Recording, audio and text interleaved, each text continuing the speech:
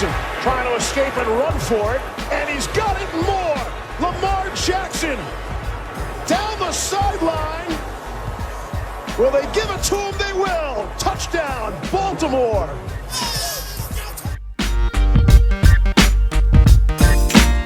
And with 1:17 left to play on Wild Card Weekend, the Hayes in the barn.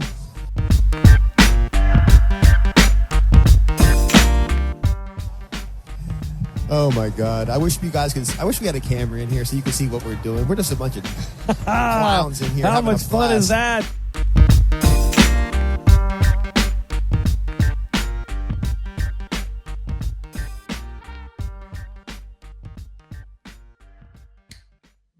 All right, welcome on back to another edition of the Baltimore Beatdown Podcast. It is Thursday, May 20th, 5/20/21. My name is Jake Luke.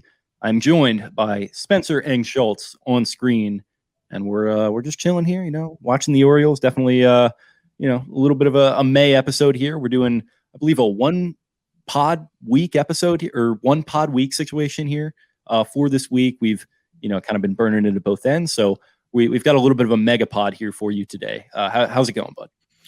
Doing quite well. I'm a little sweaty. Went on a little run before we got on with Bobby, and it's a beautiful day. Summer's here. I immediately feel invigorated as soon. I got a little burnt this weekend. Went kayaking with some buddies, and I got burnt. And immediately, I just feel so much happier and more productive. And doing laundry isn't a chore anymore. And I just am filled with life as the sun emerges, which, I love this area to death, but every single year I think to myself, why do I not live somewhere where there's no harsh winter? Because when I come out of that dark season into the actual, little bit of summer, it just awakens an invigoration in me. So I feel fantastic. I feel happy. I feel good. And I'm happy to be here. How are you feeling, boss?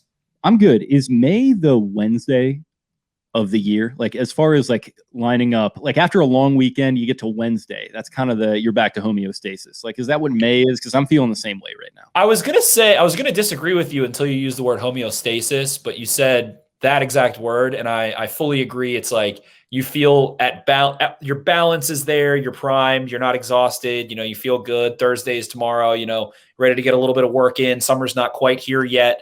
The weekend's not quite here yet. So yeah, I can definitely go with May in the Maryland area, in this, I guess, exact latitude being the Wednesday of the year. Yeah, definitely. It's interesting. You mentioned the really harsh winters. And the funny thing is we had 2 bad months. And you think about Minnesota and some of these states that are inside for 7 months out of the year. I certainly couldn't imagine that, though I'm sure they're very nice places.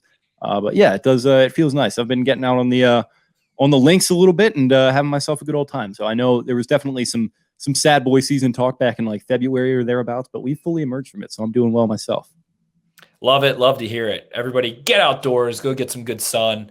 My skin is melted off of me. I have to get my base burned in half before I'm headed out to Carolina Beach for Memorial Day. And I need to get my burns through me and away from me so that I don't hate my life come June 1. Yep, and I will be going down the ocean. So plans are already in place, and very excited about that.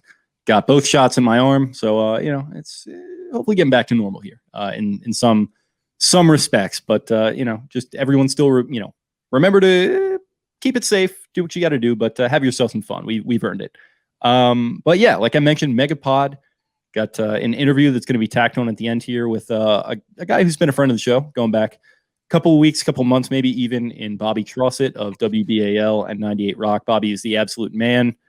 He's right around our age, can kind of really relate to us really well, and does some similar things to what we do, but he's an actual professional. He has actual funding. He can get real guests and do a lot of that kind of stuff. So this was a really fun chat and fun to kind of see what things are like from his side of the aisle as far as the sports media thing goes. We get into a lot of that.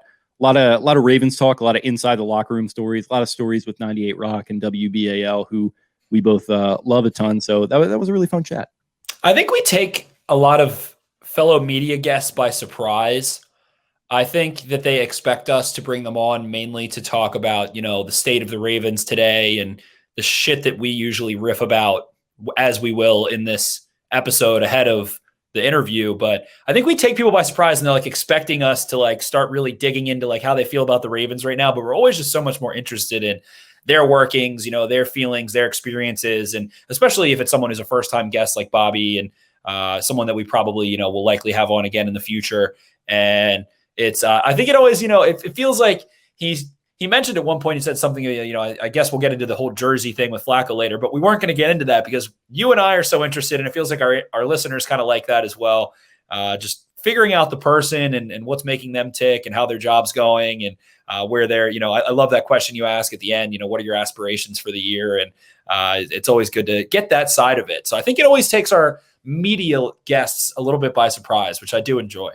I think so too. It's funny. I was talking to Banks maybe a couple weeks or months ago, and he was telling me like when he first hopped on with us, he had no idea what to expect. Cause like, even like at the time, that was maybe a little over a year ago from now. And we were still relatively we're no one now, but like we were relatively no one at the time. And he was like, yeah, like I had no idea what I was getting into. And then I log on and like Spencer's hair is like a mess in the shower. And like, I forgot what was going on with your setup, but we jump in and we just start busting balls. And I was immediately like, yeah, these are just a couple guys, they want to talk about like who you are as a person and that kind of stuff. And I think that's something that we deliberately do. I know I've got some influence from Dan Patrick running through my veins, who likes to keep it very personal and very, of course, likes to take it fun. Rich Eisen and Dan Patrick, two major influences to this podcast for sure.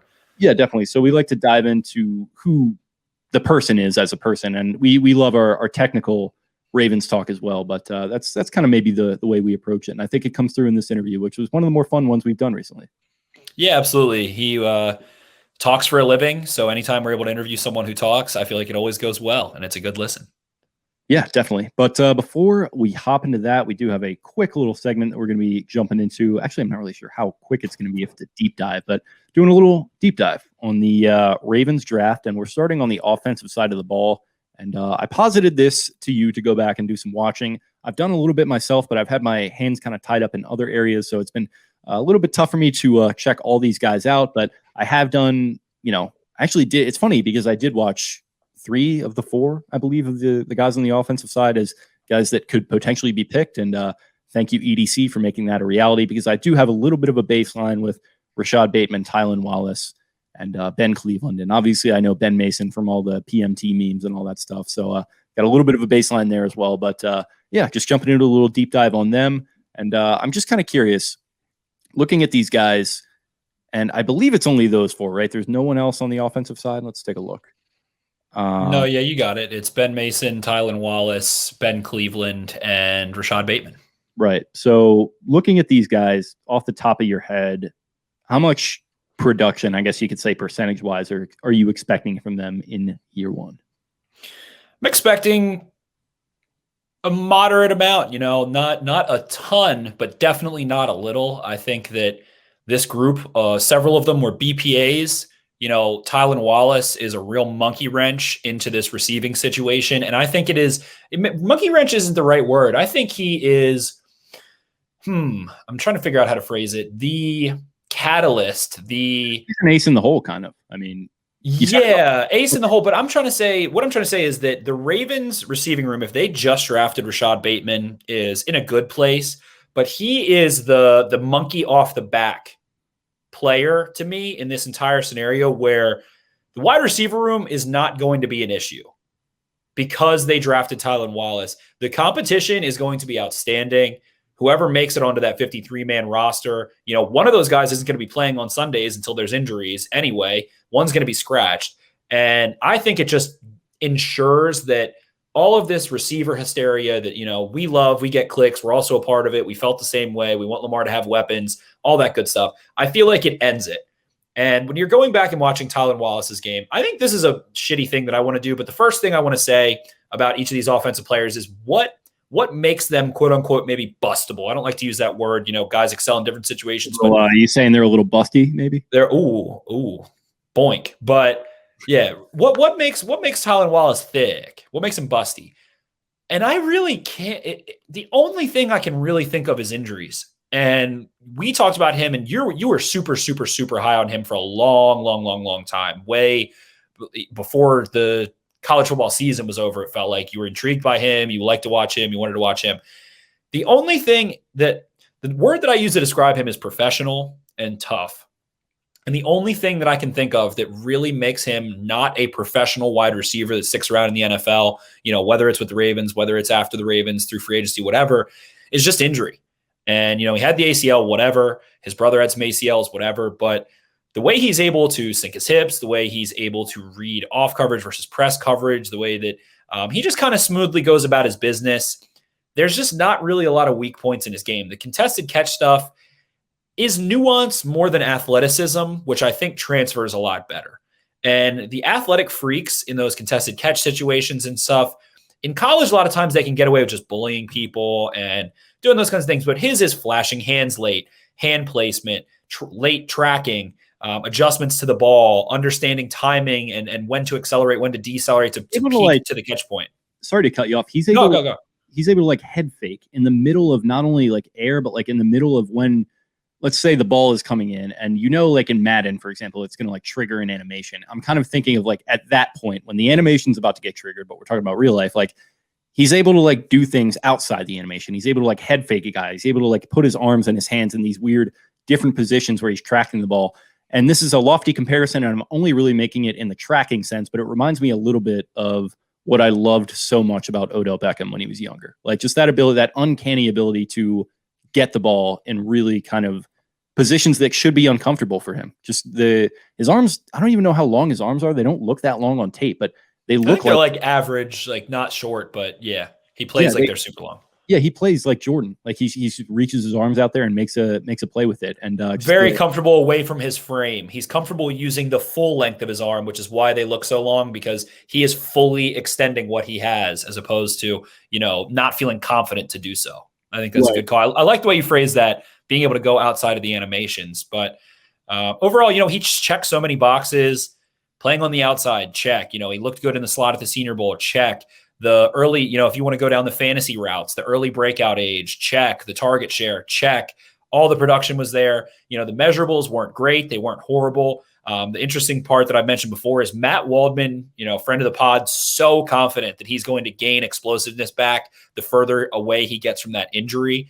And I think, him being healthy and able to wind down a little bit, it's really kind of tough when you're a rookie, though, man, because you got to train for your pro day so hard. And that's a little bit unique outside of football. And I think a lot of guys become susceptible to injury from overworking certain things. But it's tough. You got to go right into rookie minicamp. And then that whole time, the veterans were, rehabbing and working on plyometrics and all that stuff that keeps him healthy. But if he's able to chill for a little while, let his body heal a little bit more out from that injury, because he came right back and played at Oklahoma State after tearing his ACL.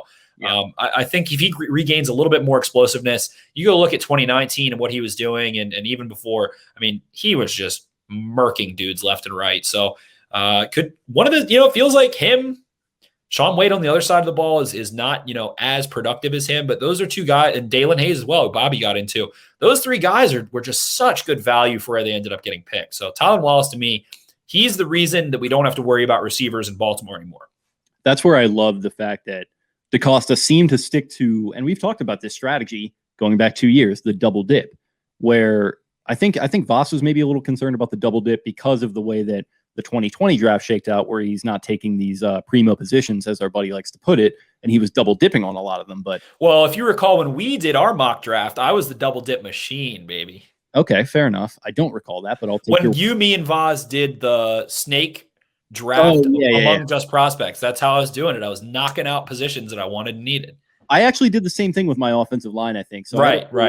I got fucking smoked in the poll, which was unfortunate for me. But maybe Voz smoked us both. He had all the headliners. Yeah, that's what he does. He loves to be, Mr. Flashy, velvet rope, Laricos. But his team would be great in fantasy, but they would have gotten patty caked on.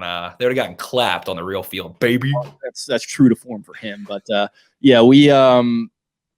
just kind of talk about that whole double dipping thing. Like he did it again this year, and similar to 2019 when everyone was kind of freaking out about him, Voss included. Premium positions, wide receivers, flashy guys, playmakers. It's kind of the same thing this year. It's a little bit more of a hybrid where you have the two receivers, but then you have Ben Cleveland on the offensive line. And then you've got the flashy guy at edge in Odafe Owe, but then you get sort of the more traditional fire hydrant outside linebacker in Dalen Hayes. And, Sean Wade, another flashy guy, another premium position. So it feels like kind of we've talked about the one for me, one for you thing. It's maybe a little bit of that. It's definitely kind of a hybrid of his first 2 drafts so far, which is, I think, the way that I've been putting it is he's sort of taken his approach, mixed it with some of the old school Aussie stuff, and it's sort of this hybridized, modernized approach to scouting and building a football team, which I really enjoy, and I like it a lot. And it got them those 2 receivers with the double dip, and I think you're right in that it feels like there's a fail-safe now with Tylan Wallace in place. And I guess that can move us into the next pick that we could talk about here, which is Ben Cleveland, which he's turning into a big-time meme himself. He's all over the place. He's really taken Baltimore by storm digitally. Shout out to EDC Burner on Twitter, who's that guy's just going absolutely nuts. Very prolific with the Ben Mason photoshops. I think he sent a few of them to us. So really talented stuff that he's doing there. But yeah, he's definitely a meme. I think there's definitely some expectations, some very clear expectations that he's going to be starting on day one. Is your trained eye telling you that that's going to be the case? And is he going to be good from day one? Yeah, I think Ben Cleveland is drafted to walk away from the more finesse, smaller interior lineman they've had. He has a maybe more hulking, but very similar physique and skill set in ways to Kevin Zeitler. He's maybe a little more stiff than Zeitler and obviously more massive, but he's going to be a problem, man. And ultimately, we've talked about it. He's going to allow the Ravens to run those downhill concepts and really thinking long-term of down the road, removing the dependence on Lamar's legs and making him, a little bit less featured. He does a good job protecting himself and whatever. It's not the end of the world if he keeps running. He's better at running than he probably is at anything else. He is the most electric running quarterback of all time. He's not the best passing quarterback of all time. So I don't think I'm breaking any headlines there. But ultimately, being able to run more diverse and with more authority and kind of remove, not that Lamar, defense is always going to worry about Lamar, but being able to remove the necessity of Lamar's legs, I think factors into that. And I think that Cleveland and Zeitler and, having Villanueva, who Bobby was talking about, and he gets into that for a second, how much gas does Villanueva have in the tank? But coming from Pittsburgh, where Villanueva's the guy, the left tackle, and, a borderline franchise left tackle, and then transitioning over to the right side where he has much less pressure and he's not the, supposed star of that line at all. And, not that he was in Pittsburgh, David DeCastro, but ultimately, Ben Cleveland, I think, has a big impact. Being able to play next to Ronnie Stanley, who obviously is super smart, intelligent, and playing at a super high level prior to the injury. It's kind of like Orlando Brown getting to be able to play next to Marshall Yanda. It's going to help him a lot. So I like Cleveland's chances there, and I think he's the one who plays the most, obviously, out of all these offensive rookies. I think he's going to end up ultimately starting at some point. Harbaugh freaking loves him already. He was kick-ass at the Senior Bowl. And I think he would have gotten drafted higher if he played the whole week at the Senior Bowl. So is that log jam with the 2 Bens and whoever else you got there at left guard, you assume that that's over and that you've got left to right Ronnie Stanley, Ben Cleveland, Bradley Bozeman, Kevin Zeitler, and now Alejandro Villanueva. Is that kind of what you're thinking?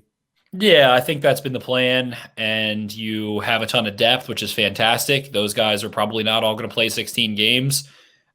Shit happens. And having Powers with a little bit of game experience another year, having Makari with a ton of experience at different positions, him able to maybe chill out a little bit and know that he's the kind of 6-man utility man off the bench. And then Bredesen, we'll see. He got to play some jumbo packages as the 6 offensive lineman, but not a ton of real snaps. And we'll see what the plan is there. But it feels like they're super deep there, and you're happy with it.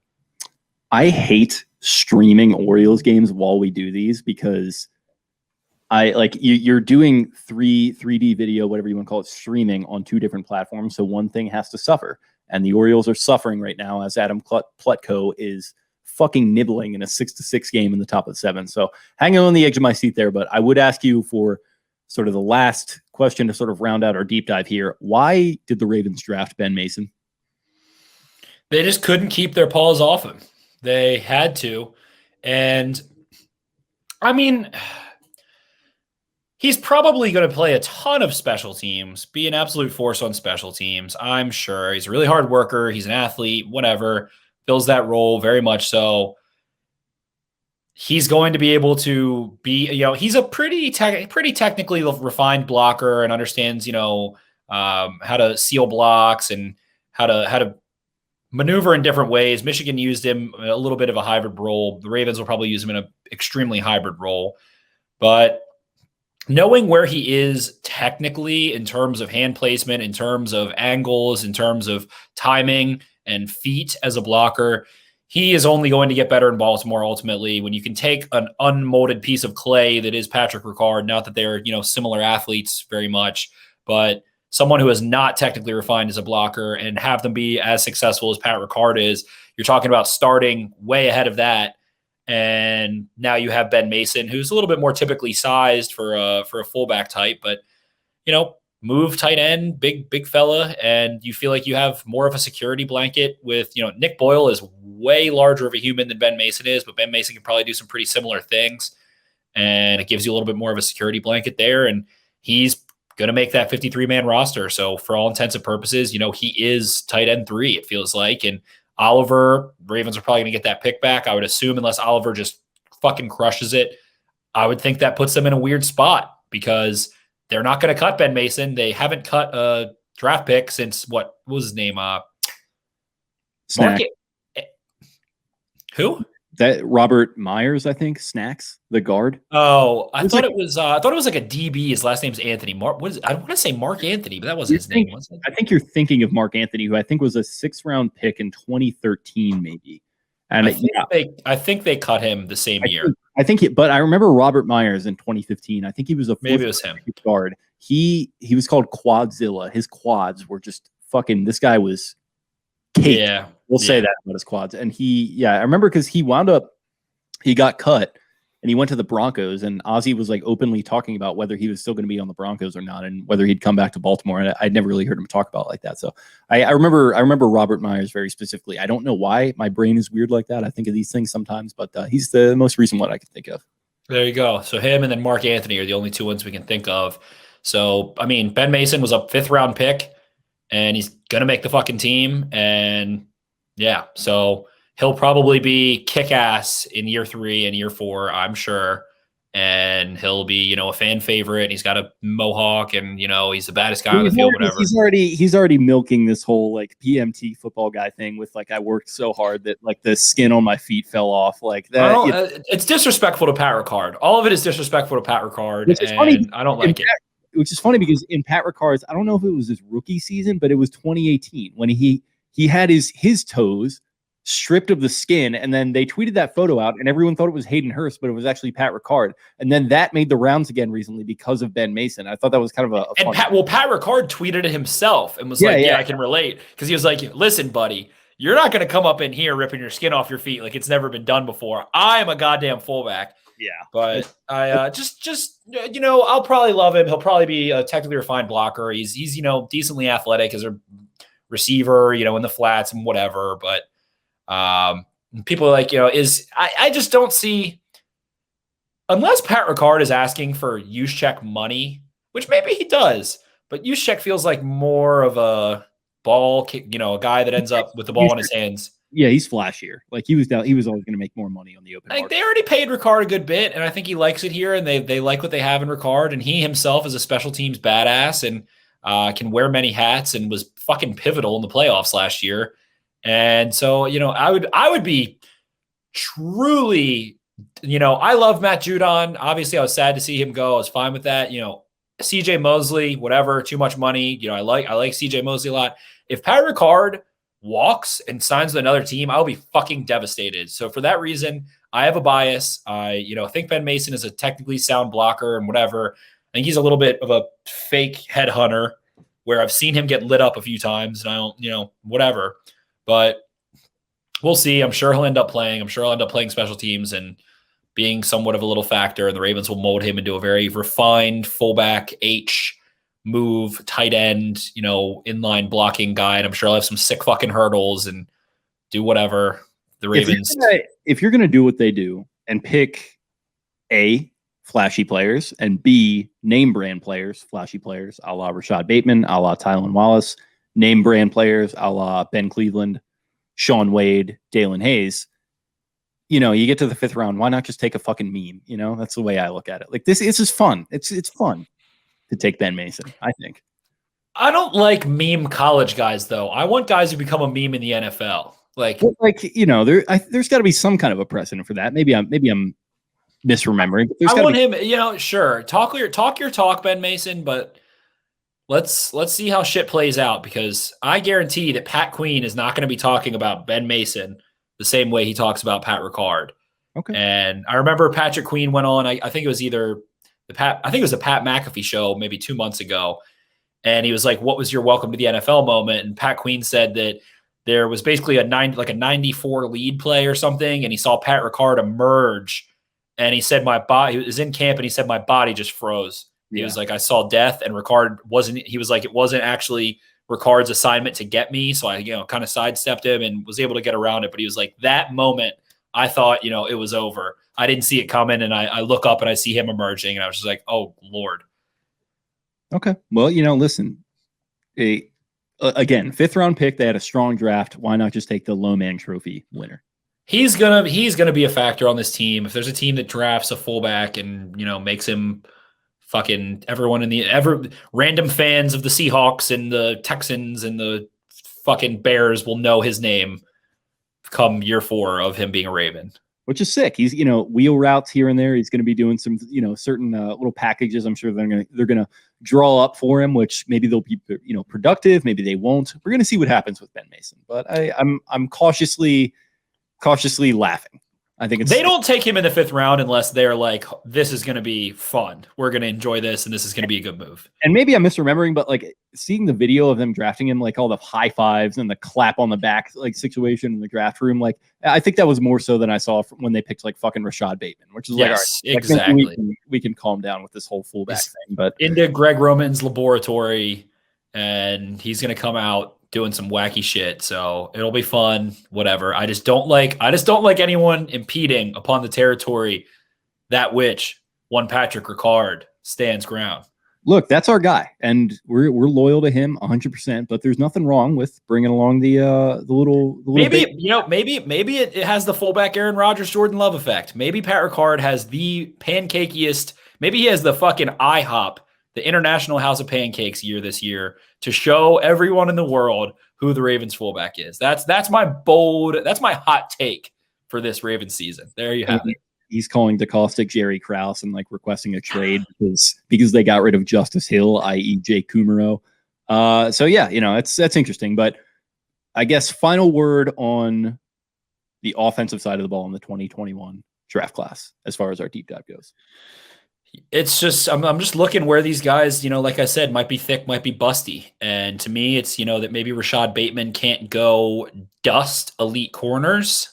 He has that little false step, but it didn't ever seem to be a problem with beating press or anything. Then you're talking Ben Cleveland. It's that maybe he's just, I don't know. I feel like it's hard. His foot speed is fine. He has precise feet, and his ability to down block and move guys off the line is solid. I think this is a winning 2021 offensive rookie class. I think they're going to be cherries on top in many ways. So, Ben Cleveland's probably part of the sundae, but I think a lot of them are cherries on top. And Rashad Bateman he's just Goldilocks, man. He's the right size. He's just balanced overall. So all that good stuff. Overall, this 2021 offensive rookie class is going to be, it feels like it's going to be fun. Cleveland already is a meme. Cleveland's already becoming a meme. Ben Mason is a meme. Everyone loves Rashad Bateman. Harbaugh is already saying he looks like as advertised. He feels like the antithesis of fucking Brashad Perriman, basically. And then that leaves Tylan Wallace, who is just, if you read an article that was talking about steals of the draft in terms of, whether it was against PFF's draft board or whoever's draft board, Tylan Wallace was probably on that list. He was, regarded as a, second, third round guy, and he ends up there in the 130s for the Ravens. And that didn't happen in the mock draft machines that we did 1,000 times over the offseason. That shit didn't happen. So felt like a lot of good value, a lot of good pieces. And, there's Brandon Stevens on defense, who I've watched a fair amount of now, and we'll get into that in the other episode. But all these guys played a ton and shined and played at big programs. And it doesn't feel like any of them are making some leap. I mean, Ben Cleveland's a fucking starting guard for Georgia, tossing bodies in the SEC. It doesn't feel like he's going to come in and not be able to cut the glass. So, yeah, a winning cherry on top draft class for the Ravens offensive rookies. All right. Shout out to Charlie Sheen. Well, that is a great offensive deep dive. We're going to be getting into defensive side of the ball for the draft, I believe, in the next episode that we are going to be doing. So we'll see what happens next week, but apologies for the fact that we're only doing the one episode. It is a jam-packed episode. I think we're going to have an hour and a half of content here or so with what we've just done here and with our interview that we're going to be throwing it to in a second.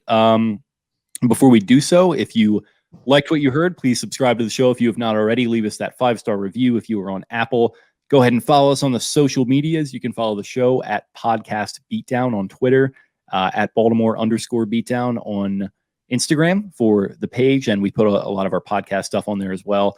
And check out our website at BaltimoreBeatdown.com. You can find me on Twitter at Jake Luke. That is LOUQUE. Spencer's at Ravens4Dummies. That is the number 4. And follow us also at Be More Beatdown for the main page where we're tweeting out all our podcast content and all our great articles from our tremendous authors, I should say, that we have on the site. Anything else you got here, bud?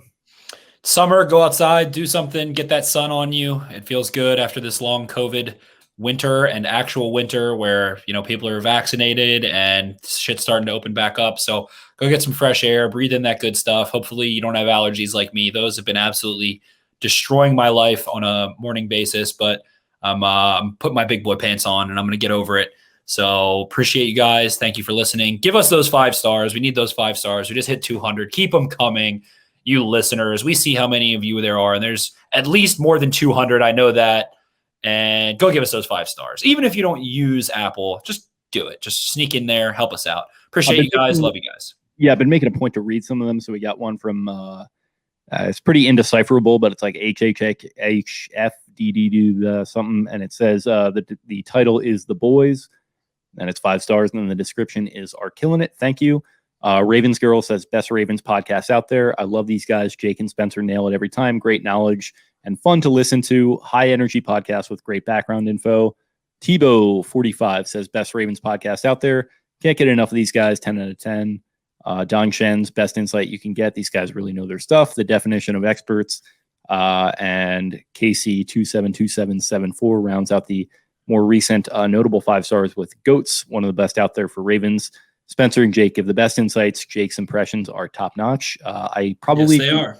I agree with you in some of the cases. Some of the other ones, maybe I'm just having a little bit of fun. But I'll tell you what, I'm going to get cooking on Al Michaels because I have like a 5 or a 4 out of 10 Chris Collinsworth, but I'm going to try and get cooking on like a 7 at least Al Michaels by the time the Ravens play on Sunday night. That's my promise. That way we can have the dynamic because I obviously have the Chris in the back. You throw that 8-9 around, and then I throw in my 4-5 around, and we're doing. I need to get Al Michaels down. So that's what I'm going to. That's going to be my side project. Until that Chiefs game week 2. That'll be fucking ready to go. I promise. That's your homework. Yeah. God, that Chiefs game is going to be a fucking disaster. We should watch that together. We should get drunk for that game. We should also do a rewatch. We should do like a every Chiefs rewatch or something. That would be interesting. Are there a lot of good games in that respect for the Ravens and Chiefs? There was the Alex Smith, Joe Flacco playoff game. And then there's also the 2018 game, which was very, very good as well. The Alex Smith, Joe Flacco. The Ravens beat the Chiefs like 9-3 in KC in the the I want to say so I think you're thinking of 09. Maybe it was Matt Castle, actually. Yeah, it was probably I think you're thinking of 09 because Alex Smith didn't get there until 2013. But yeah. They did go to Arrowhead and win one. So yeah, maybe we'll Matt Castle, actually. Not terribly similar, but not terribly dissimilar from Alex Smith. That's what. Yeah. I remember I think that's when Ed Reed like baptized Dexter McCluster in the open field, if I'm not mistaken. Yeah, I think it was. I think who was that defensive coordinator from New England that was there? Romeo Crennel. I think Yeah. He was head coach. It was pre-Andy Reid. Yeah. Okay. So that's the kind of juju we need to conjure up for this game too. Oh yeah, for sure. We have to summon it, so we'll do a rewatch of that. We're definitely planning on jumping into the rewatch content. We've got some other good stuff in the barrel we've been teasing for a little bit. That's going to be ready to go very soon. So very excited for this content summer, and appreciate you guys, hanging with us through what can be a fun but also quiet period as far as the news goes, as we head into what's going to be an immensely quiet period once all the mini camps and everything are wrapped up in between training camp. But we're going to keep it fun. We're going to keep it fresh. Appreciate you guys sticking with us. And yeah, I guess without further ado, we can throw it over to our interview with Bobby Trosset. What do you say? Yeah, I think so. Joe Flacco's number shouldn't be retired. See ya. Arrivederci. All right, we now welcome on a very special guest. It's Bobby Trosset. How's it going, my man? Hey guys, appreciate you having me on. Ready to go. Wherever this takes me. I'm just gonna follow your lead and let's do it. Although, hey, I do have a little bit of a gripe. I'm the last of the BAL guys. I mean, what are we doing here? Listen, man, you were the toughest to get to. I mean, the most exclusive by far. Pete's reaching out to us, man. He's telling us how big a fan he is, and I'm just like, man, this guy Bobby, he's hard to get a hold of here. But here we are. We're finally doing it. We're excited to have you on, bud, friend of the program, going back a couple weeks as we were talking about. So I guess starting right there, I'm assuming most of our listeners kind of already familiar with you, but those who aren't, how would you kind of sum up your role in this Baltimore sports media scene that kind of includes us and kind of doesn't sometimes? Oh, of course it includes you guys. That's the beauty of Baltimore, right? I mean, it's such a town that obviously just thrives on the two professional sports teams, and I'm sure a lot of us sports junkies wish some days that we had all four. I know I do, but certainly it sort of just raises the bar for what's expected from the fan base for baseball and football in this town. So, yeah, for me it goes back to, I guess, man, eight years or so now when I came down from upstate New York to go to college at Loyola, not really knowing what I was walking into. I knew that I had a decent financial aid package to go there. I knew my cousin had went there for in a few years prior to me showing up. And I knew I wanted to go south, which, you guys being from the area would probably laugh at that.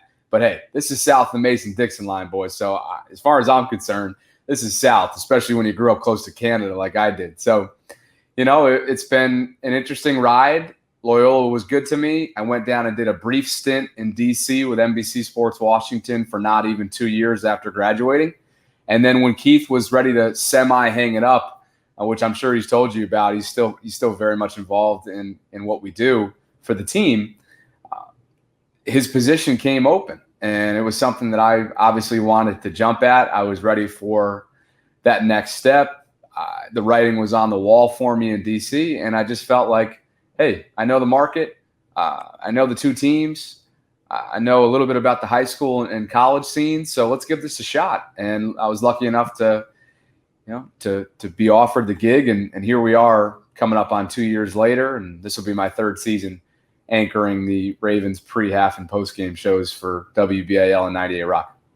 We love it. And we do our digging around, dipping our noses in a little research. We knew you were a Greyhound. We knew you're from upstate New York. Quick question, Murphy's. Were you a Murphy's guy while you're at Loyola? I would probably say Craig's was in that A1 position. Yep. A2 was Murphy's. But I loved how throughout my 4 years, you probably know this, Spencer, it changed locations like 2 or 3 times. So plus there's different deals on different nights. There was like the all-you-can-drink Wednesdays at Murphy's when I was there, all kinds of stuff. Let's just say this. And we can get into plenty of stories off the air, trust me. But I frequented York Road probably a lot earlier than I should have. Right. Oh, of course. But yeah, you've been down on DC, and you're mentioning, there's some similarities there. There's some congruencies as well as some contrast. And there's a little bit of a rivalry at times, of course. And DC, of course, has more, teams overall. But from your experience, what are some things that you like about the sports scenes in both cities and maybe some similarities versus some differences you would have overall? Well, first and foremost, it's funny that you asked that question because as soon as I moved back here, I was just smacked in the face with it, meaning I truly felt the differences between the two towns from a sports perspective, from a social scene, professionally speaking, however you want to describe it. And you guys know that. I mean, it's a significantly different scene. But specifically with the sports, I just think that people stay here. Right. DC is such a transient city where you could be coming. I think about the people that I met along the way and just not even 2 years there. And I became one of these that I'm about to describe. They spend a couple of years there, whether it be in law school, maybe a position right out of college, whatever it might be, or maybe travel takes him somewhere else. They are so in and out that there's something about Baltimore that people don't want to leave. It's that charm. It's that Southern charm. It's that Southern draw. It's that that Smaltimore feel, like I referenced a couple minutes ago, that I really felt both in really in every aspect of the city. So I thought that was comforting, to be honest with you, coming back. You know, DC is a different breed. I would say that the roads are a little bit worse than they are here, making it transportation definitely difficult at times. But again, more than anything else, it was just a comforting feeling coming back here, knowing that this town just lives and dies on their sports teams. And, you know, the fan base is absolutely, certainly at fault for that sometimes, right? As you both know. But of course, again, I think that's the charm that Baltimore has, that I've seen in chapter number 2 here. That's kind of what I'm calling it, since chapter 1 was at Loyola, is something that, you know, if I ever do end up leaving, it's going to be really tough. Yeah, and I mean, speaking, and don't let me put words in your mouth here because I don't know exactly where you're from, but it kind of does remind me of that kind of upstate New York feel where you talk about like the Bills, and like everyone up in Buffalo is just the Bills of their entire life. It's kind of maybe not quite to the same degree down here, but it's Ravens and O's, and that's kind of it. And I don't know, I just think I agree with you. It's comforting, it's charming, it's kind of cool, and it's good to hear that from kind of the outsider perspective that you have, that you know, you come in here and you like what we like. But having spent a good amount of time here now, I mean, you mentioned 8 years, and college and your early to mid 20s, those are two very different times. So you've gotten different perspectives. What would you say are some of the things that have surprised you the most about living here? Well, one of my first memories showing up to Loyola was, of course, going to the nearest grocery store. And I want to say, I guess it was Safeway, and it was near Loyola. I showed up there on a Sunday, and every single employer, shopper, bagger, whoever, whatever you want to, whoever, right? They were all rocking Ravens gear. And I was just like, damn, this fan base is insane. And they all know the team. They know the players as if they're talking to them every single day. And I think that's what I love most about the town, because that's just a small little screenshot of what the entire town is, at least from a sports perspective. So, yeah, certainly that definitely stayed with me. I love the fact that Loyola was close to, you know, places like the Inner Harbor, and heck, even proximity to DC. You know, at points throughout school, I really wanted to ensure that, you know, I was well, heck, I mean, I started interning with Fox 45 and Bruce Cunningham, and he's great. You know, he's a legend around these parts, and he'll be here till God knows when. But at some point, I was like, you know what, I really need to take advantage of our friends 45 minutes south.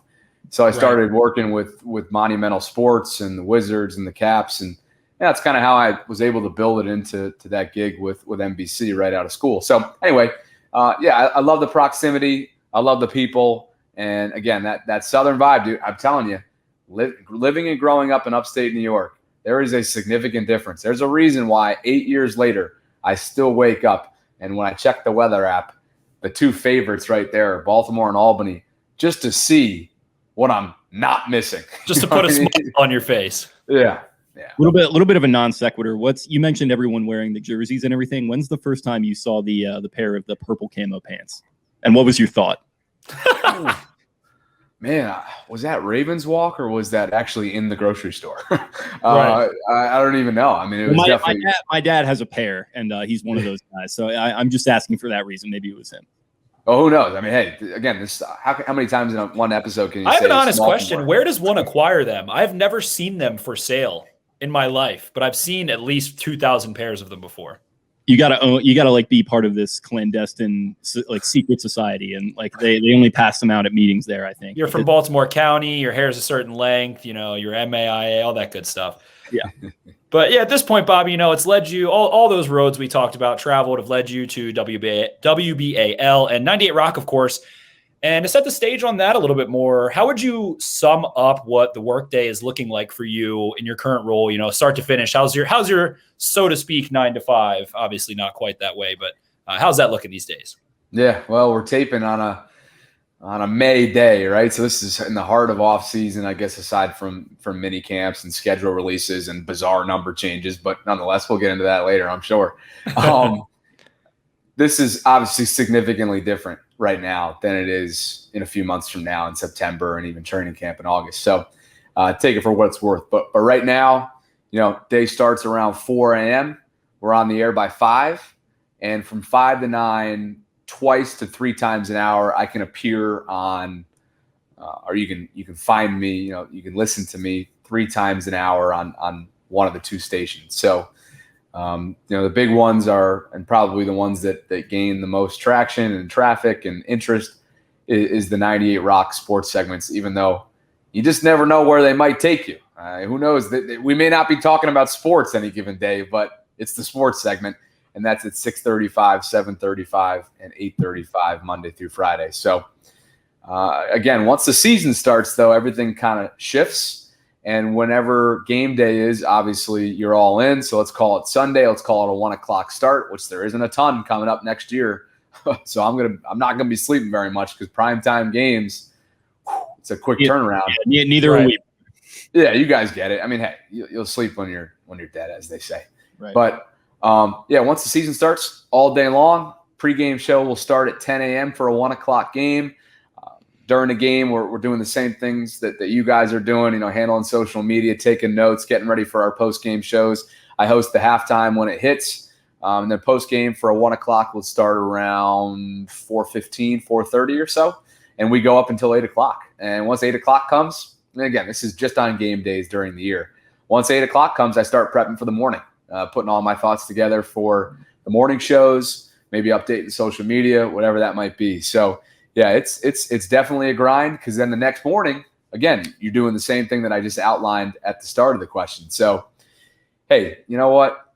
You know what you're getting signed up for. You know what the NFL is. It's a 365 days a year kind of ordeal. You guys understand it. The news cycle never stops these days. Never. And you know what? The NFL has put the rest, in my opinion, has put the rest of the leagues to sleep when it comes to generating interest and engagement and interaction throughout the entire year. I mean, look at what this last month has consisted of, right? With the draft being a 3-4 day ordeal, the weeks upon weeks leading up to it.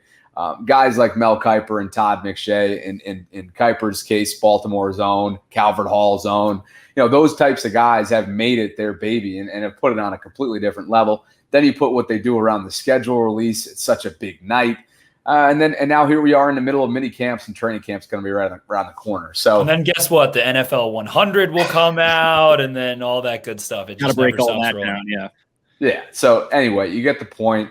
You're always on top of things. The offseason seems like it's relatively chill by the way I described it.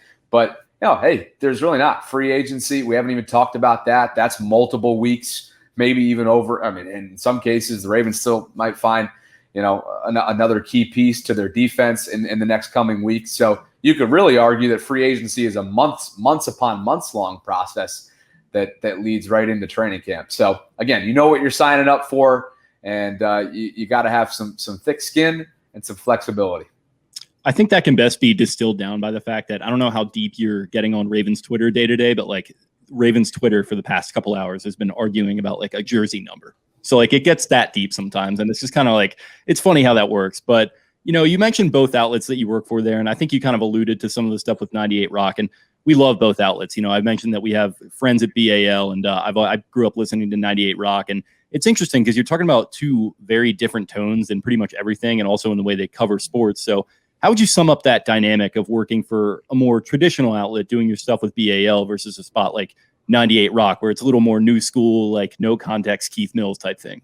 Yeah, it's a great question because that's at the crux of what this position entails. So, we'll start with what we were just talking about with game days, right? Where it's literally just straight across the board, because our post-game show, and really the second that Jerry takes the call, Jerry Sandusky for Ravens game days in the play-by-play chair, it is a broadcast that's simulcast. It is on both 98 Rock and WBAL all throughout the day, deep into the night. So on game days, really, you're just being you.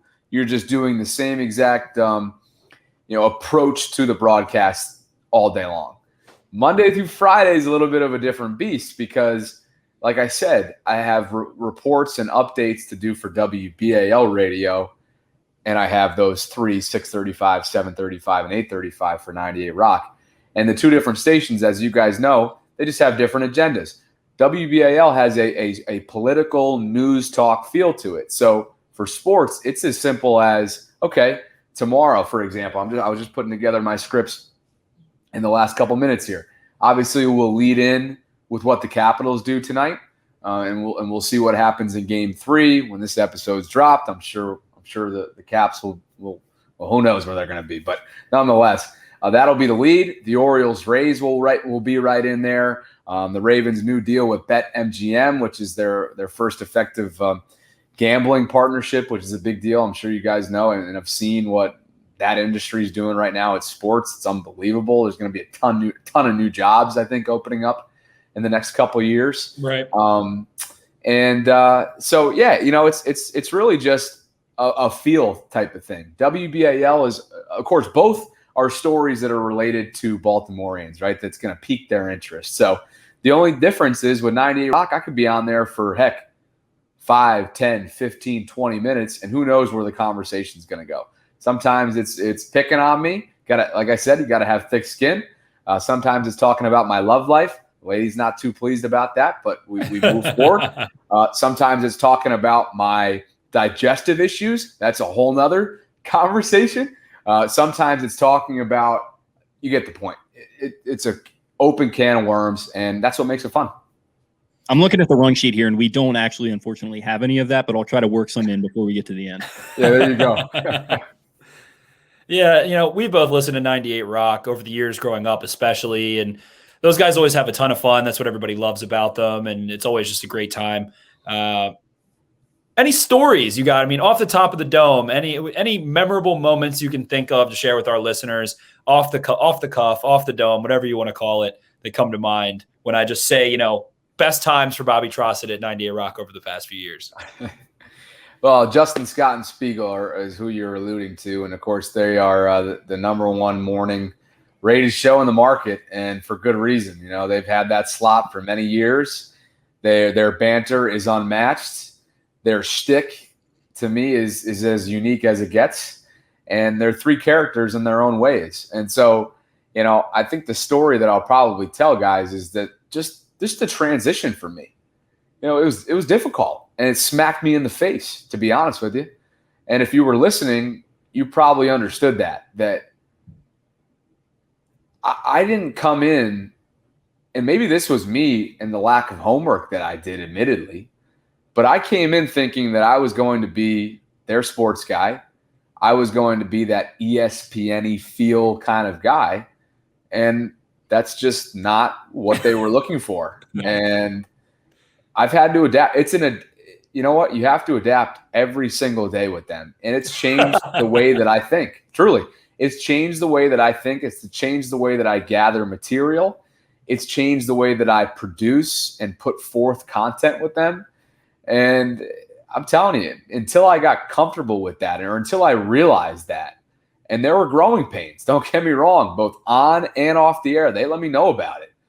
And in a lot of ways, look, they knew that a 24-year-old at the time was coming in to replace, I don't want to put Millsy on the map, but we know he's up there, okay? Replace a guy who is 30, 35, 40 years my senior, and that was a big deal. That was a huge change. And I think that in a lot of ways, they wanted to see, let's see if he really does have thick skin. Let's see what this guy's made of. Let's see how he handles a little bit of adversity, a little bit of jabs, and that wasn't – everybody responds differently to that. And so, when I look back at it now, all three guys, I'm close to them. It's obviously been tough. I haven't even been there 2 years, right? And 15 months of that since August of 19 have been remote. So I haven't even seen these guys in 15 months. So that certainly hurts. But again, they've raised my platform. I'll always be grateful for that. And, hey, at the end of the day, this is their show. And if I can enhance that for the 5, 15, 20 minutes that I'm on per day, then that's probably a win for both parties. And I will say, I think you have, just to pay you a quick compliment, because, like I mentioned, I was listening, going back into high school for me and listening to Keith, and I think you came in and made a really graceful transition. So just in all earnesty, just to pay you a compliment there. I think you've done a really nice job with them, and you have stood up to their ball busting, I think, in a really, really admirable manner, because those guys do not let up. I think they, like I mentioned, the fact that I listen to them, or maybe a little bit of an influence with me on the show. I give this guy a hard time a lot of the time. So it's pretty great. And I think you've done a great job with them. But I guess transitioning out of that and us kind of nerding out over the schematics of your job, you do sports for both and you cover the Ravens heavily. What would you say is your favorite part of covering the Ravens as an organization? And what was kind of your first impression when you started doing so? I think without question, it's just the fact that you have a front row seat to, and what's phenomenal timing, I should add, right? If it was a few years ago, maybe I wouldn't be saying the same thing.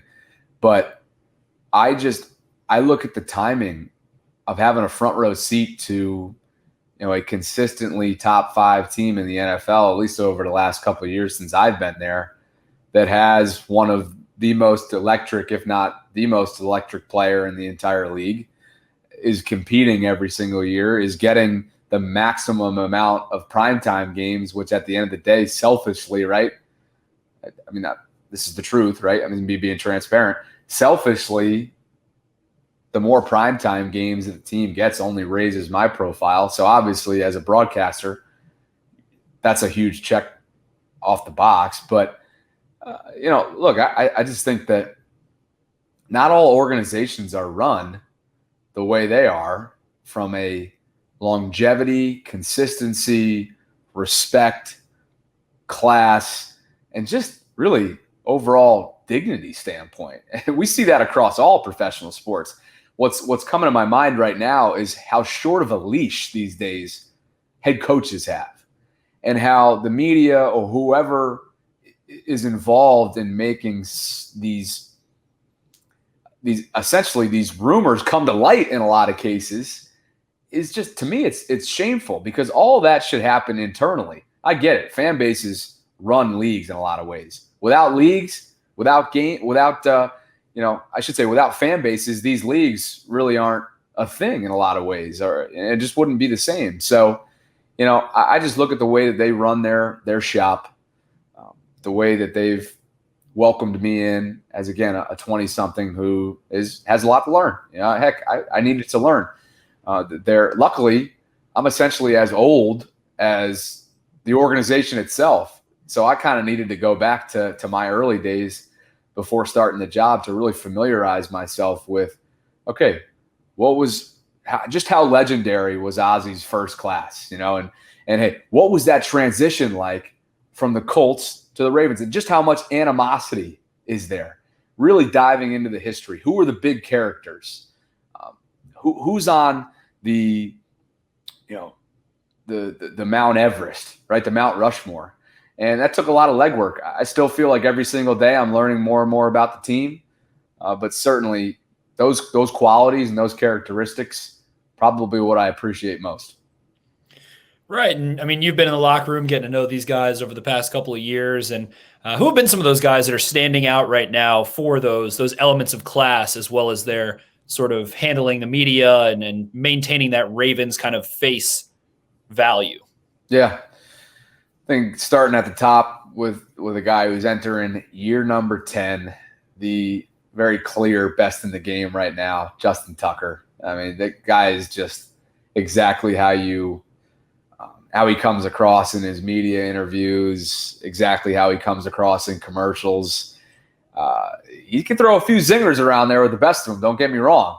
Funny little story here. During my first season pre-pandemic, I was one of the last to clear out of, I don't know who I was interviewing, maybe like CoCap or something. I can't remember who it was. But I was one of the last to clear out of the locker room, and all media had been asked to leave.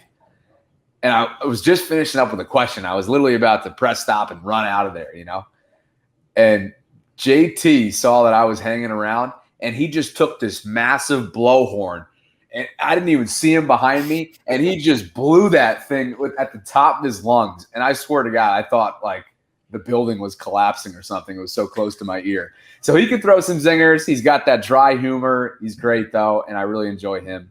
I've developed a pretty good relationship, I think probably because of our age and just coming on my podcast and stuff like that. But Pat Ricard is just somebody who, to me, he just epitomizes. He's the guy. He's the homie. He's the dude. Yeah, he's been on here too. He's a friend of the show. So. Yeah, you guys understand it. I mean, he's just the epitome. He loves it too. He loves to talk and stuff. Oh, he's exactly the type of podcast guest that you guys are looking for. And more importantly, he just epitomizes what it means to be a Raven. You know, he plays a ridiculous amount of snaps on all three sides, both sides of the ball, all three phases of the game at points throughout his career. The fact that he's undrafted out of Maine, to me, is just that blue-collar chip on his shoulder like Baltimore's known to have, right? And again, I think he caters to the fan base. So he's got to be up there. And then a new addition who I've gotten somewhat close with is Derek Wolfe, out of Denver, championship pedigree kind of guy in the trenches. Was a huge reason why they put Derrick Henry to sleep in some ways last year in the wild card game. And again, I think back to that game against the Steelers, right? The COVID game where essentially the Ravens were just completely depleted. That dude was working his you-know-what off that entire game. No excuses. He got up on the podium at the end of the game and was just holding himself accountable, holding the team accountable. And I just felt like that signing right there, and I'm glad they re-signed him to that extra year deal this year in the offseason. He's just exactly, again, he's easy to like. And I think the fan base is rallied around somebody like that. I know Denver, all Broncos fans still love him to death, and he's still a huge part of their community. So that's a testament to what kind of guy he is for sure. Oh, and they're sad to see him go, but that's the business. And I'm sure some folks felt that way about Willie Snead, per se. I would say Judon, but I think he's a little bit more polarizing in the fan bases, deservingly so, you could argue. But hey, that's the business. So those are the guys that come off the top of my head. I live in Fells Point. A couple of quick funny stories here. I've ran into special teams coach Randy Brown down here, and I've run into Joe D'Alessandris, the offensive line coach. Randy Brown, right? Mayor Brown, that's right. Formerly of a town in Jersey, I believe, if I'm not mistaken. Downtown Randy Brown. Or is it Pennsylvania? I can't remember. I think it's Jersey. I'm pretty sure it's Jersey. Yeah. It is. He's Jersey. a great freaking guy, by the way. So, but Coach Joe is, you talk about an in the trenches personality. You go and watch a practice of his. Look, I mean this absolutely with all due respect to Coach Joe. He's up there in age, right? So when you see him walking around Fells Point like I did with his wife, I was like, oh, who's this nice older man? Not old man, but nice older man. And I all of a sudden I stopped and it was Joe, and we had a great conversation for a few minutes and whatnot. And then I went to his practice, right, where he's got those guys. He is just getting in their faces. He looks like he's 40 years old out there. And I just thought to myself, that is the classic offensive line coach. So anyway, I can go on and on with the staff, right? Because I haven't even talked about Wink. I mean, that's one of the most eccentric guys in all of football. But that's the beauty of the locker room. So many personalities, Yeah, and I think that kind of segues nicely into our next question, which is you talk about being in the locker room, being at practice, being in the mix with a lot of these people, and being face-to-face and in person. And there's no substitute for that. But how would you say being in the media the last few years after school, COVID hits, last 15 months you mentioned have been pretty much all virtual. What has kind of that change been like for you in that last 15-month window? Work-wise, you mean? Sure. Anything. Yeah. Really. Yeah. Well, you're looking at my studio first and foremost. You're looking at all, which equally not impressive. Welcome into my Fells Point living room here. But, what are you going to do, right? To me, the last 15 months have been about several reminders that I have my family close to me. I have my personal health. I have my family's health. And I'm just talking about check boxes right now. I have job security. And at the end of the day, those things have mattered to me over the last 15 months a lot more than they ever had before. And again, that requires weekly, if not daily, if not some cases, peak pandemic, hourly reminders. And the more that I did that and the more that I tried to reaffirm that internally, it helped. There's a lot of folks that whether it's in this market or across the industry, as you guys probably see online, that haven't been as lucky, whether it be from the after effects of the virus hitting their family, or the fact that maybe they lost their job. Maybe they were asked to take a pay cut. And, knock on wood, all three of those things didn't happen to me. And I feel very blessed to say that. And that's really how all this other stuff about not being in the studio, maybe, some people referring to the last year as a waste professionally, and, feeling just like things, it's never going to open up and you can't travel, and feeling like you're in an enclosed box. To me, I did my best to push all of that aside, albeit still it produced, don't get me wrong, I get anxiety from all that stuff in doses. But I think those things that are on my checkbox list were enough for me to really look myself in the mirror and understand the importance of them. Absolutely. We're glad to hear it. Glad to hear you held up, have all that good stuff going for you as well. Many weren't as fortunate as you mentioned, but weirdly, it feels like Jake and I, especially, podcasters like us, and of course you have a pod of your own, the Baltimore Sports and Beyond pod. But it's been a nice switching virtually, but you've been able to have some really big names on there and join you on the Baltimore Sports and Beyond pod. And how fun has that been for you? And having that as something to lean on throughout the pandemic, and who are some of your favorite interviews up to this point? Yeah, I appreciate the plug and question. Now, first of all, guys, I wish I could dedicate as much time as you guys seem to do on the podcasting and the Twitter performing, because you guys are rocking the house in both those categories. So if you're going to tip my cap, I'll tip yours as well. Appreciate and, certainly been following that from afar. But, yeah, I mean, one of the cool things that, again, this remote status has offered is the fact that you can sort of do these types of StreamYards, Facebook Lives, and just sort of take the audio, and you're killing two birds with one stone. So right. For example, I can't remember the last guy I had on, but let's say Devin Duvernay, for example. He came on, it was coordinated through the team. I had him on Facebook Live. We did a little one-on-one on my Facebook page, and then I just took that audio and downloaded it into podcast form. That became the method. That became the approach the last 15 months. And I got to be honest with you guys, from a timeliness standpoint, that might become the norm. Maybe you guys are in that same boat. So, again, you talk about adapting, you talk about being able to make adjustments. That's what this has been, and that's what we've been presented with. So a couple favorite guests were definitely in the smack dab middle of the season. And I think the beauty of being a partner with the team as the flagship station, I think sometimes access can be enhanced a little bit, and more conversations can be had because of the fact that, for example, let's say, the last couple of years, right, the Sunday night football game has been Patriots and Ravens. Well, as you guys know, that's on NBC. And as you guys also know, friggin' Al Michaels is the play-by-play voice of that, and he has been for years and years.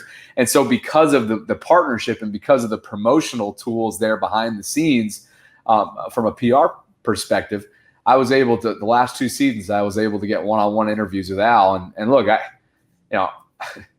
to me, I don't really remember a time being I try not to get starstruck ever in the business. I think that is easier said than done. But as you guys know, especially with someone who transcends, generations like Al Michaels. He's the guy. Yeah. And, you could think about how many different moments, iconic moments of his throughout the years. So I just tried to put that aside, have a one-on-one conversation with him. And I did try to do the same with Mike Tirico, Kurt Warner, guys like that. And, look, I think it's been a lot of fun. It's been a storytelling kind of approach to the podcast, more like a one-on-one kind of feel rather than banter, which is, to be honest with you, something that I wish I had more time for. Maybe in the off season a little bit more than in season specifically, but it has become like a feature kind of podcast. So anyway, yeah, been lucky to get a few of those guys, and hey, podcasting is ever evolving, so just trying to keep up. Yeah, it definitely is. We know firsthand, and I am a little curious if when you were talking to Al, Chris Collinsworth, slid into the frame and did that whole thing, but we definitely love that crew. They're probably our favorite. So that was a great interview. that you got to land with him, and you had some other really good ones too this past draft season. Man, you talked to Mel Kiper, who you mentioned, Joe Ortiz, who's in the Ravens organization. And when you're talking to a Ravens front office amidst a time like draft season, how much truth are you like actually expecting to get out of them? And how do you kind of prepare yourself to try and like break down that barrier and maybe try to get some good answers out of them? Because it can't be easy. We've never actually had the opportunity. So I'm just curious from your perspective. Yeah, well, first of all, right, they all have the best poker faces led by Eric DaCosta. Oh, right? they got our necks this time. Eric DaCosta got Jake and I at the Liars luncheon. We were upset. Well, I have to tell you, I think his performance, bar none, at the Liars luncheon this past offseason, like he's back in Southie with Mark Wahlberg, was one of the best performances. I mean, he had this fan base rocking and upset and up in arms and talking on every single platform that you could possibly imagine. And then they go and pick a wide receiver at 27.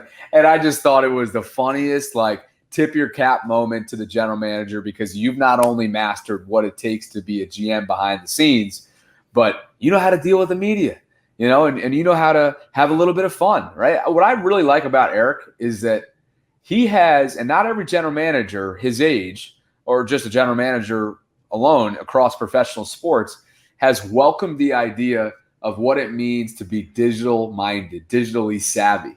And having gotten to know Cassie Calvert a little bit on the Ravens social team, and Garrett Downing and Ryan Mink and all those names that we're all familiar with online, it's taken legwork.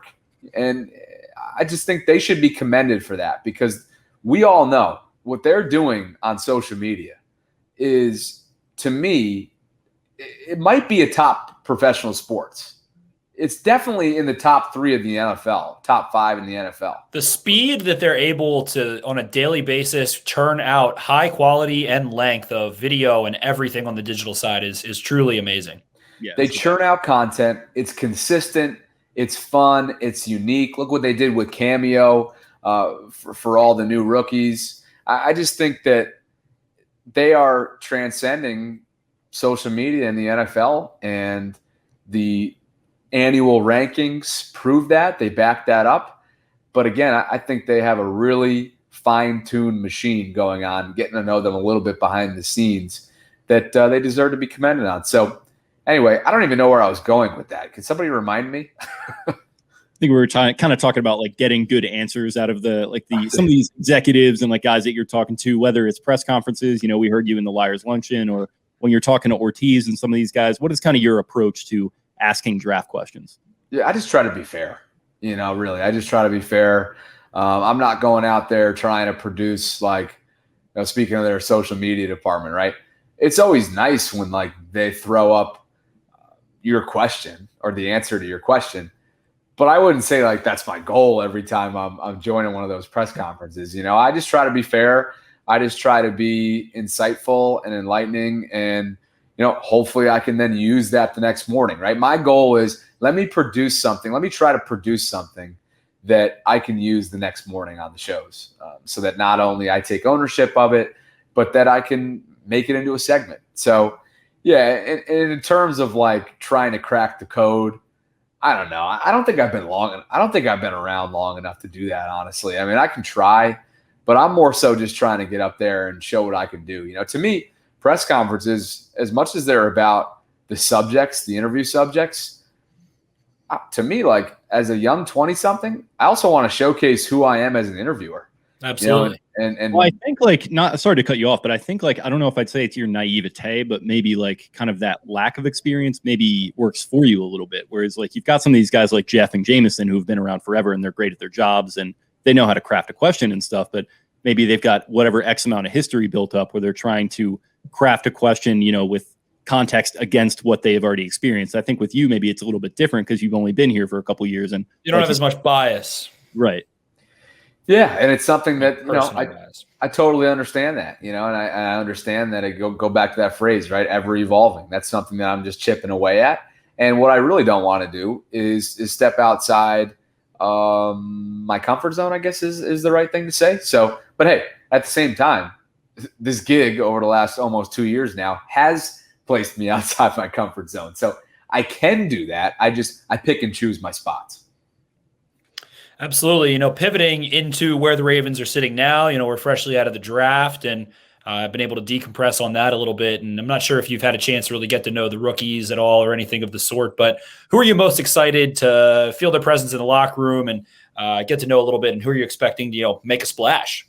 Yeah. We had a chance to catch up with a few guys on day 2 or 3? I can't remember, but we had a few. Keith Mills and I had guys and Peter Schmuck on our draft shows, and I was probably most impressed with Dalen Hayes out of Notre Dame, and it seems as if Wink Martindale is as well in the early start here to minicamp. To me, he's somebody anybody who's coming out of Notre Dame, and I hope this is the case with Ben Bredesen if he can get himself healthy and in the rotation at some point in the near future, after really not getting a shot to do so last year. You're going to take anybody coming out of Notre Dame seriously, right? That's just how it is.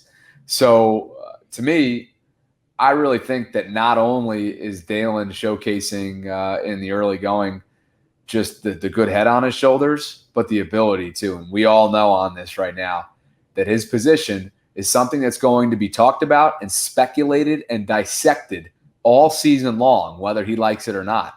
And if he hasn't learned that yet, he will, because we all know, look, the bottom line is that, the defense just, from a sack standpoint, I know that, hey, Wink is going to say this until the day he dies, the day he croaks.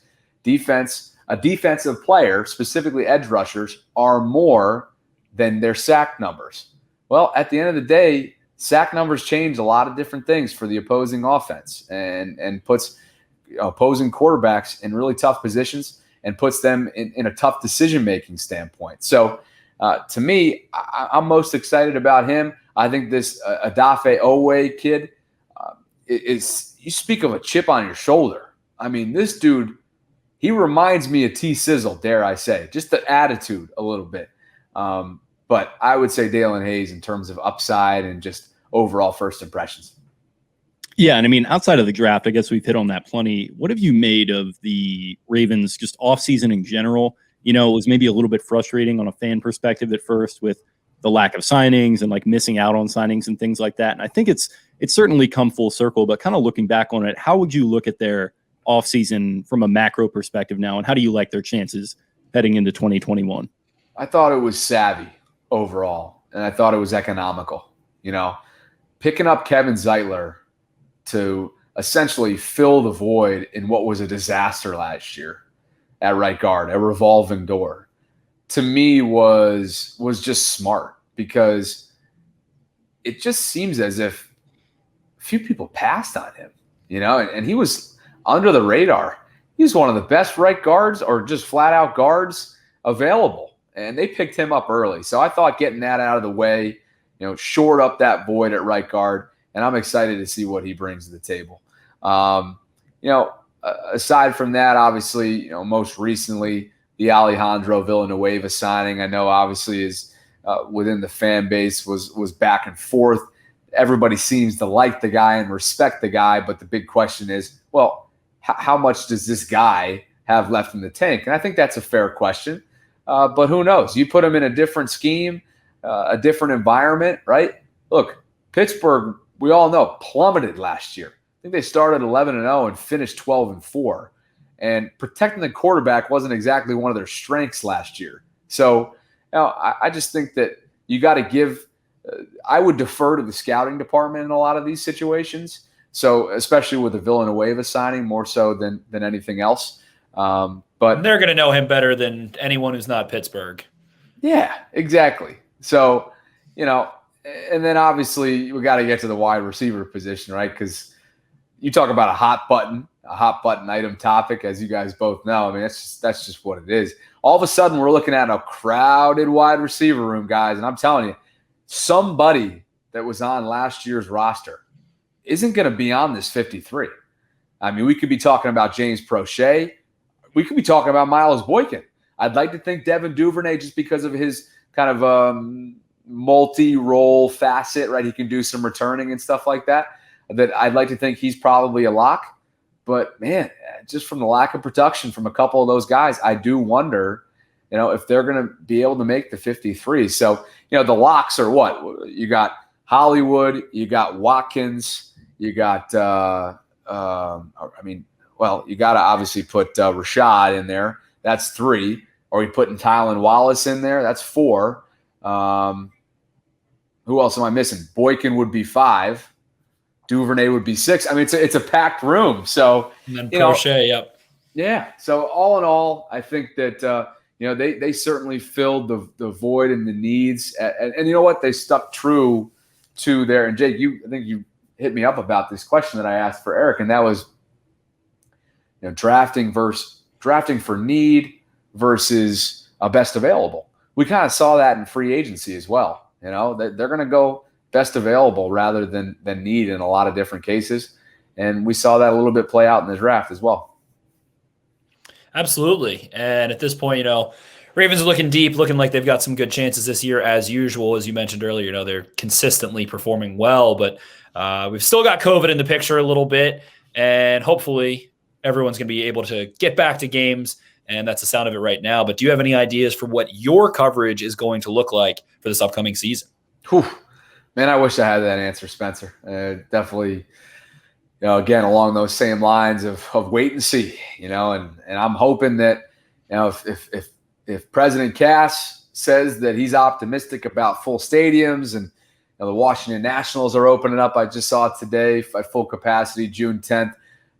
FedEx Field, I believe, has also announced that they're ripping and roaring and ready to go down in Landover. So, my hope is that all 32 teams across the country come this fall are going to be up and running.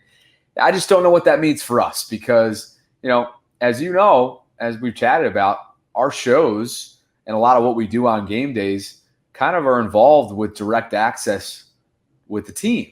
And I don't know if that's going to prevent the environment and the setup this upcoming season. So anyway, we've shown that we can certainly, do this thing from our respective locations. Heck, at one point, Keith was in Sarasota, Pete was on TV Hill, and I was in Fells Point for a post-game show. And it was really quirky, but we found a way to do it. My hope is to be back in the stadium. My hope is to be back on Ravens Walk in the Miller Lite Beer Garden tent, having you guys there, not engaging in any of that on game day for me, of course, but a guy can hope. Yeah, absolutely. So definitely looking forward to that. And I guess last one we got for you here is sort of in that similar vein. It could be something in the works, can be a total pipe dream, but what are a couple specific things that you want to accomplish with your job this year, if you can share them with our crowd? Oh, sure.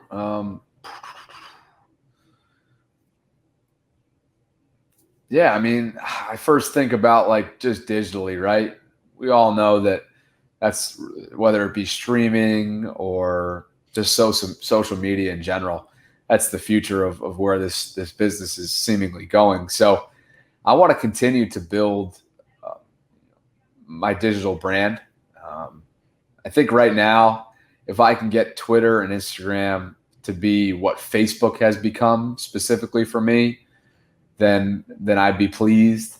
I haven't exactly mastered, again, full transparency here, I haven't exactly mastered Twitter because I don't have a lot of time to tweet as much as maybe you guys do, as Banks does, as beat reporters do. And I shouldn't say that. You can always make time, right? I hate when people say I don't have time. I could make time, but I think it's best funneling my time elsewhere. So, I think that's something that is going to be in the works, hopefully. I'd like to continue to grow my podcast for sure. And who knows? One of my goals is that, as you guys know, WBAL has a radio station and a TV station with being the NBC affiliate. And something that I've always certainly been interested in doing is, making an impact on both of those platforms. So my hope is that when we get back into the office, I can start to kind of dive into both and see where it takes me. Well, any help we can give you, you let us know. And we wish you the best of luck with that, bud. We really appreciate you joining us here. How about you go ahead and let our listeners know where they can find you, plug your work, all that stuff before we get you going here. Yeah, appreciate that. Spencer mentioned it a few minutes back. My podcast is Baltimore Sports and Beyond. Try to get weekly episodes out there. Doesn't always happen, but typically, it's something enlightening, something that would be interesting to to you, the Baltimore sports fan, I would hope. And then across all social platforms, you can just find me at Bobby WBAL. So, yeah, guys, I really appreciate it. Always enjoy what you're doing. And, again, following from afar and looking forward to that day that we meet in person. And hopefully it'll be on the golf course. Absolutely, bud. Hopefully going to happen real soon. And until then, you be good, okay? Appreciate it, guys. Thanks so much, Bobby.